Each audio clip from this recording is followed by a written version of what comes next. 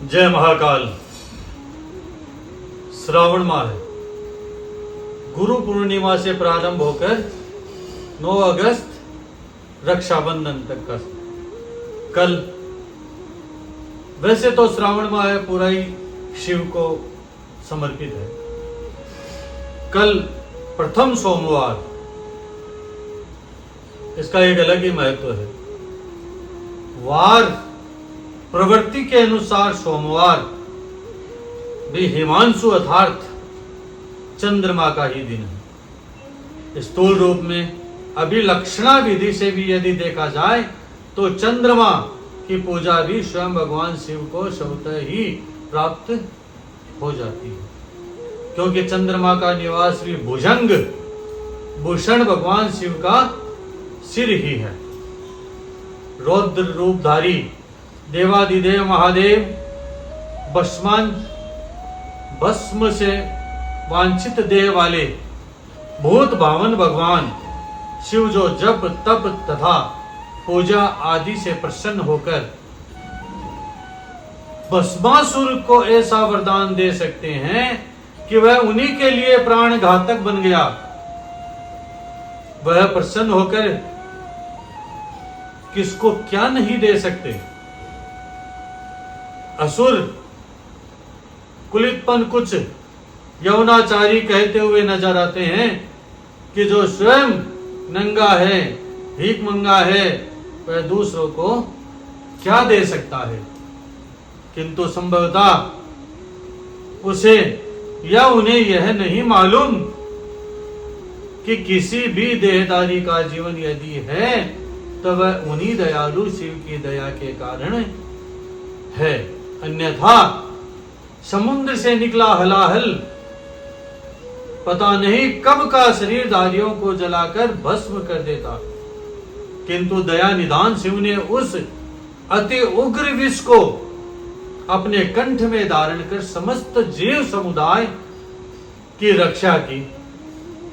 उग्र आतप वाले अत्यंत भयंकर विष को लेकर हिमांच्छादित हिमालय की पर्वत श्रृंखला में अपने निवास स्थान कैलाश को चले गए। हलाहल विष से संयुक्त साक्षात मृत्यु स्वरूप भगवान शिव यदि समस्त जगत को जीवन प्रदान कर सकते हैं, यहाँ तक कि अपने जीवन तक को दांव पर लगा सकते हैं, तो उनके लिए और क्या अधेय ही रह जाता है। सांसारिक प्राणियों को इस विष का जरा भी आतप न पहुंचे, इसको ध्यान में रखते हुए स्वयं बर्फीली चोटियों पर निवास करते हैं। विष की उग्रता को कम करने के लिए साथ में अन्य उपकारार्थ अपने सिर पर शीतल अमृतमयी जल किंतु उग्र धारा वाली नदी गंगा को धारण करके रखा है। उस विष की उग्रता को कम करने के लिए अत्यंत ठंडी तासीर वाले हिमांशु अर्थात चंद्रमा को धारण कर रखा है। और श्रावण मास आते आते प्रचंड रश्मि पुंज युक्त सूर्य बैसाख ज्येष्ठ आषाढ़ में किरणें उग्र आतप युक्त होती हैं को भी अपने आगोश में शीतलता प्रदान करने लगते हैं। भगवान सूर्य और शिव की एकात्मता का बहुत ही अच्छा निरूपण शिव पुराण की वायव्य संहिता में किया गया है। यथा दिवाकरो महेश्य मूर्ति दीप्ति समुंडल निर्गुणो गुण संकीर्ण स्थितेव गुण केवलम। भगवान सूर्य महेश्वर की मूर्ति है, उनका सुंदर मंडल दीप्तिमान है, वे निर्गुण होते वे भी कल्याणमय गुणों से युक्त हैं, केवल क्षुण रूप है, निर्विकार, सबके आदि कारण और एकमात्र अद्वितीय है। यह सामान्य जगत उन्हीं की सृष्टि है। सृष्टि पालन और संहार से क्रम से उनके कर्म असाधारण है। इस तरह वे 3, 4 और 5 रूपों में विभक्त हैं। भगवान शिव के चौथे आवरण में अनुचरों सहित उनकी पूजा हुई है। वे शिव के प्रिय, शिव में ही आसक्त तथा शिव के चरणारविंदों की अर्चना में तत्पर हैं। ऐसे सूर्यदेव शिवा और शिव की आज्ञा का सत्कार करके मुझे मंगल प्रदान करे, तो ऐसा महान पावन सूर्य शिव समागम वाले श्रावण माह में भगवान शिव की अल्प पूजा भी अमोघ पुण्य प्रदान करने वाली है। इसमें आश्चर्य कैसा? श्रावण माह में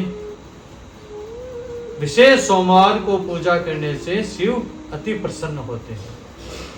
जैसा कि स्पष्ट है कि भगवान शिव पुत्र,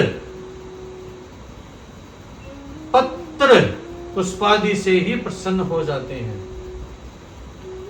तो यदि थोड़ी सी विशेष पूजा का सहारा लिया जाए तो अवश्य ही भोलेनाथ की अमोघ कृपा प्राप्त की जा सकती है। शनि की दशा, अंतर्दशा अथवा 7.5 से छुटकारा प्राप्त करने के लिए श्रावण मास में शिव पूजन से बढ़कर और कोई श्रेष्ठ उपाय हो ही नहीं सकता। अतः इस पावन श्रावण मास में शिव को ध्यान में रखते हुए, शिव कल्याणकारी है इसे ध्यान में रखते हुए शिव की पूजा करना अनिवार्य है। विशेषकर सोमवार के दिन अपने मन वांछित फल को प्राप्त करने के लिए विशेष पूजा सोमवार को अवश्य करें। जय महाकाल।